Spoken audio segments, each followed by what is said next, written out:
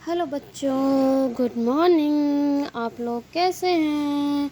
हम आशा करते हैं कि आप लोग बहुत ही बढ़िया होंगे, बेहतर होंगे, हेल्दी होंगे। ठीक है बच्चों, तो देखो आज हम ऊर्जा के विषय में अध्ययन करेंगे। किसके विषय में अध्ययन करेंगे?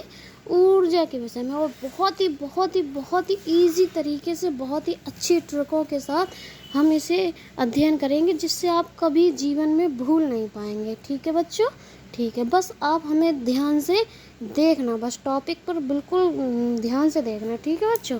ठीक है, आप बिल्कुल भूलेंगे नहीं।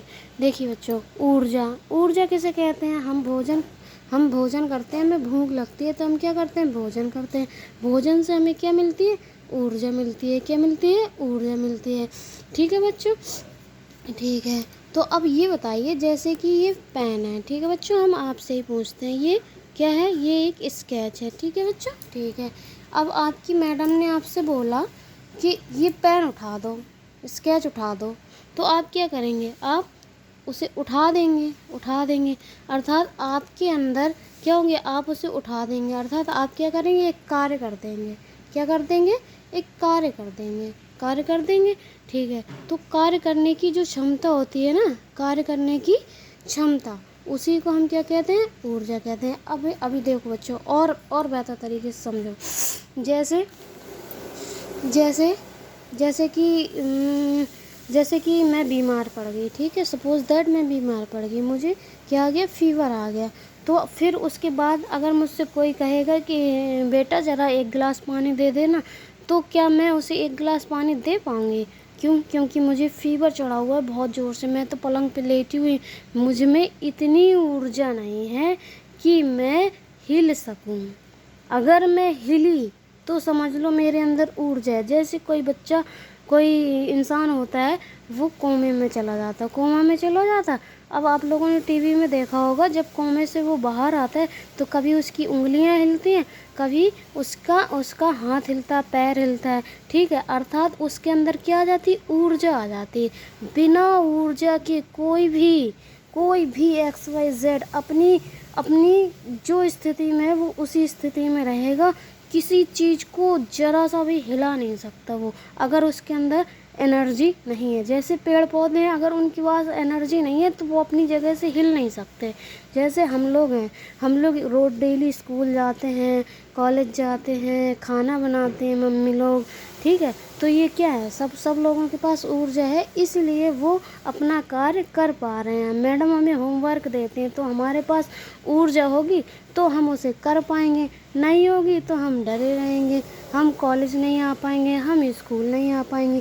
अर्थात इस प्रकार अगर हमें कोई भी कार्य करना है, कोई भी, अगर हमें चाउमीन खाना, बतासा खाना है, मोमोज खाना है, कुछ भी करना है, कुछ भी, तो हमें क्या करना पड़ेगा? कार्य करना पड़ेगा। बेटा, बिना कार्य किए जीवन में कुछ भी नहीं मिलता, कुछ भी नहीं होता। इसलिए हर चीज़ को प्राप्त करने के लिए हमें क्या करना पड़ता है? कार्य। जिसने कार्य नहीं किया उसका जीवन व्यर्थ है, वो किसी काम का नहीं होता। ठीक है, तो कार्य करोगे तो हमें क्या मिलेगी? अगर हमारे पास एनर्जी है, ऊर्जा है, तो हम कार्य कर पाएंगे, कार्य करने की क्षमता डेवलप होगी। उसी को हमने क्या कह दिया? ऊर्जा कह दिया। बेटा समझ में आया?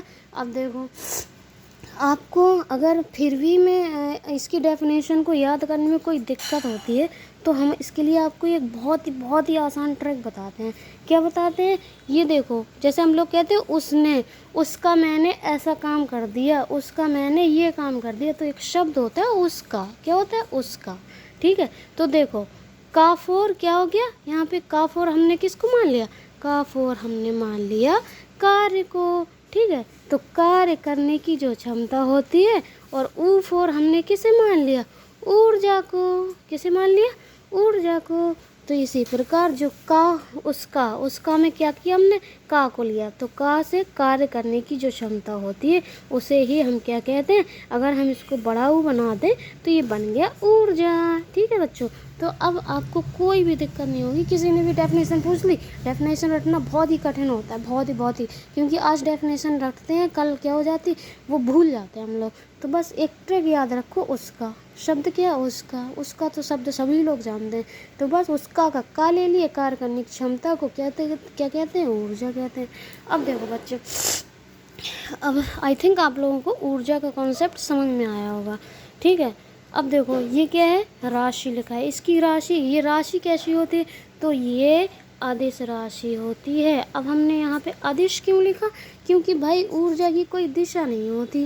कैसे? अब हमने खाना खाया, हमने भोजन किया, हमें उससे ऊर्जा प्राप्त हुई। भाई कौन सी दिशा में ऊर्जा प्राप्त हुई हमें क्या पता, ठीक है।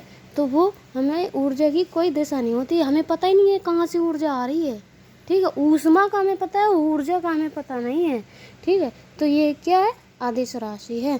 अब इसका मात्रक देखो बच्चों, सभी लोग मात्रक भूल जाते हैं। हमने यहाँ से क्या लिया? उसका मतलब कार्य। कार्य का मात्रक होता है जूल।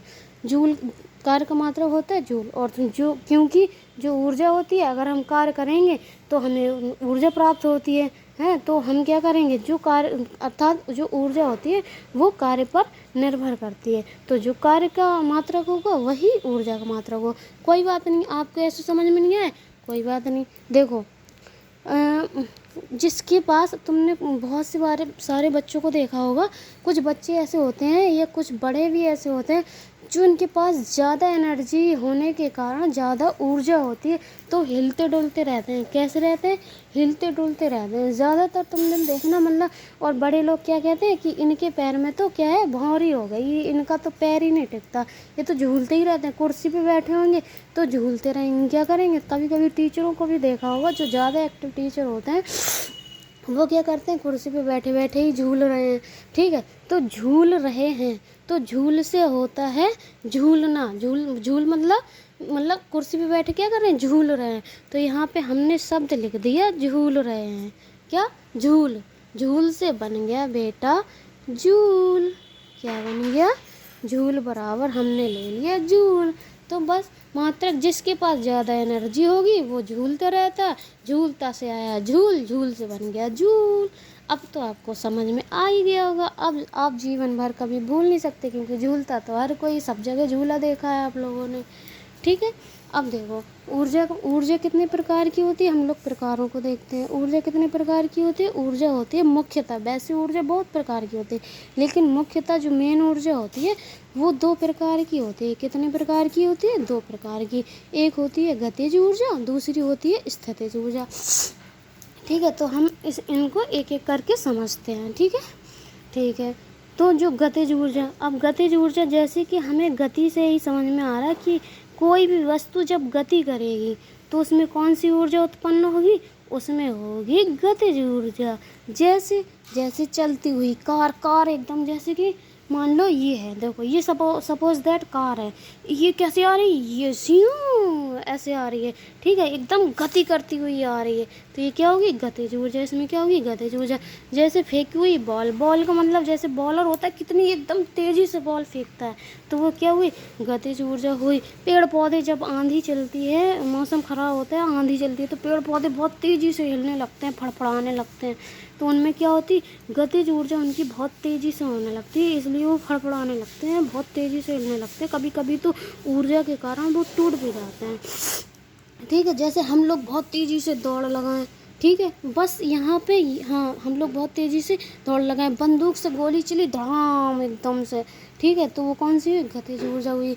बस यहाँ पर ये ध्यान रखना है कि जो गतिज ऊर्जा होती है वो एकदम सीधी जाती है, मतलब एकदम सीधी जाती है, मतलब वो ऐसे नहीं होती कि वो ऐसे उठ जाए, यानी कि ऊपर की तरफ नहीं जाती। वो जैसे ये है, जैसे यहाँ से हमने फेंका वो यहाँ को जा रही है, तो ऐसा नहीं होता। सीधे गतिज ऊर्जा सीधे स्यूं जा रही है, ठीक है। उसके बाद क्या है? उसके बाद आती है स्थितिज ऊर्जा। जैसे कि नाम से ही पता चल रहा है, स्थितिज, क्या नाम से पता चल रहा है? स्थितिज ऊर्जा, ठीक है, अर्थात स्थिति में परिवर्तन। कोई भी वस्तु है, जैसे कि मान लो ये है, ये है, ठीक है, ये क्या है? ये है, कटर है ये, ठीक है, शॉर्पनर कहते हैं जैसे। ये है, इसको क्या किया? इसकी स्थिति यहाँ पे थी, इसको हमने यूँ उठा लिया। क्या किया हमने? यूँ उठा लिया, तो ये क्या हुई? स्थितिज ऊर्जा हुई, अर्थात इसकी स्थिति में परिवर्तन हुआ। तो ये कौन सी ऊर्जा होगी? स्थितिज ऊर्जा हुई। ये क्योंकि हमने कैसे किया, ऊपर की तरफ उठाया हमने। अगर इसको ऐसे गति करा देते तो गतिज ऊर्जा हो जाती, लेकिन हमने इसको यूँ किया और यूँ उठा लिया। अब इसमें हमने चूँकि ये हल्का था तो आराम से उठ गया, यानी कि कम कार्य करना पड़ा। लेकिन जैसे तुम लोगों ने उसको देखा होगा, अरे जो DCM होती है, DCM गड्ढा करके खोदती है और उसमें कैसे मिट्टी अपने उसमें ऐसे हाथ सा बना रहता है, उसमें ऐसे मिट्टी निकाल के वहाँ रख देती है बगल में। तो वो क्या हुई, स्थिति में परिवर्तन हो जाता है। जैसे ईंटें वीटें हैं उनको उठाया, उसने उधर रख दिया उठा के, तो क्या हुआ, उस ईंटे की स्थिति में परिवर्तन हो गया, तो वो होगी स्थितिज ऊर्जा। ठीक है। अब स्थितिज ऊर्जा, जैसे हम लोग रेलवे स्टेशन की जीने चढ़ते हैं तो हम लोग क्या करते हैं, हम लोग ऊपर की तरफ जाते हैं। क्यों, अब देखो यहाँ पे हमने इसका सूत्र लिख रखा है, P4 हो गया पोटेंशियल, E4 हो गया एनर्जी। पोटेंशियल एनर्जी मतलब स्थितिज ऊर्जा। इसका सूत्र है mgh। mg यहाँ पे m जो है, m क्या है, m हो गया द्रव्यमान, और G4 हो गया गुरुत्वाकर्षण, ठीक है, और JH4 हो गया ऊंचाई। क्या हो गया, ऊंचाई। तो देखो यहाँ पे ऊंचाई एक शब्द आया, ऊंचाई, और एक शब्द आया गुरुत्वाकर्षण, एक शब्द आया द्रव्यमान। तो द्रव्यमान मतलब कोई भी वस्तु होगी उसका क्या होगा, भार तो होगा ही होगा। ये कितने कुछ ना कुछ तो इसका भार होगा ही। ठीक है, ठीक है। उसके बाद जब इस वस्तु को हम ऐसे उठाएंगे तो ज़मीन से जब ऊपर की तरफ वस्तुएं आती हैं तो क्या होता है, गुरुत्वाकर्षण बल लगता है उन पर। चाहे ऊपर से नीचे की तरफ आए तो गुरुत्वाकर्षण उनको अपने तरफ खींचता है, और अगर ज़मीन से ऊपर की तरफ वस्तुएं जाती हैं तो गुरुत्वाकर्षण विपरीत दिशा में लगता है।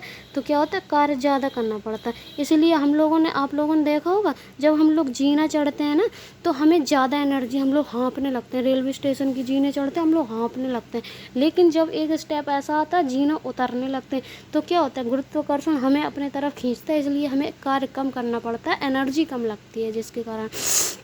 ठीक है, तो ये उदाहरण आप लोगों को समझ में आया, ये सूत्र आप लोगों को समझ में आया कि ये हो गई स्थितिज ऊर्जा। ठीक है बच्चों, अब देखो, अब इसका सूत्र होता है के का मतलब हो गया काइनेटिक मतलब गतिज, ठीक है, और एनर्जी मतलब ऊर्जा। ठीक है, तो के का मतलब हो गया ये हाफ mv², m4 हो गया यहाँ पे द्रव्यमान, और v4 हो गया क्या, वेग। क्या हो गया, वेग। अर्थात इसीलिए यहाँ पे v सूत्र लिखा हुआ है, वेग। कोई भी चीज़ है वो वेग से आएगी, इसीलिए इसको गतिज ऊर्जा कहते हैं। ठीक है, तो ये सूत्र भी आप लोगों को समझ में आ गए होंगे। ठीक है, तो अब एक शब्द और आता है, एक प्रकार की ऊर्जा और होती है यांत्रिक ऊर्जा। मैंने क्या बोला कि ऊर्जा बहुत सारे प्रकार की होती हैं, जैसे विद्युत ऊर्जा हो गई, रासायनिक ऊर्जा हो गई, इसी प्रकार यांत्रिक ऊर्जा भी होती है। लेकिन मुख्यतः दो प्रकार की ऊर्जाएं होती हैं। ठीक है, अब यांत्रिक ऊर्जा क्या होती है, तो यांत्रिक ऊर्जा जो होती है वो गतिज, क्या, गतिज ऊर्जा प्लस का स्थितिज ऊर्जा, गतिज ऊर्जा प्लस का स्थितिज ऊर्जा बराबर होती है यांत्रिक ऊर्जा। कौन सी, यांत्रिक ऊर्जा। अब इसके उदाहरण कैसे समझोगे आप लोग, देखो, जो पतंग है, ठीक है, मैंने क्या बोला, गतिज ऊर्जा, अर्थात वह वस्तु जिसमें गति भी होगी और वह वस्तु जिसकी स्थिति में परिवर्तन भी आएगा। ठीक है, तो इसका उदाहरण हम देखते हैं। जैसे कि ये पतंग है, हम लोगों ने ज़मीन से इसको क्या किया, उड़ाया। क्या किया, ये मान लो पतंग है, ठीक है, ये पतंग है, हम लोग इसको क्या कर रहे हैं, ज़मीन से ऊपर की तरफ ले जा रहे हैं, अर्थात इसकी स्थिति में क्या हो रहा, परिवर्तन हो रहा, ज़मीन से ऊपर की तरफ जा रही है।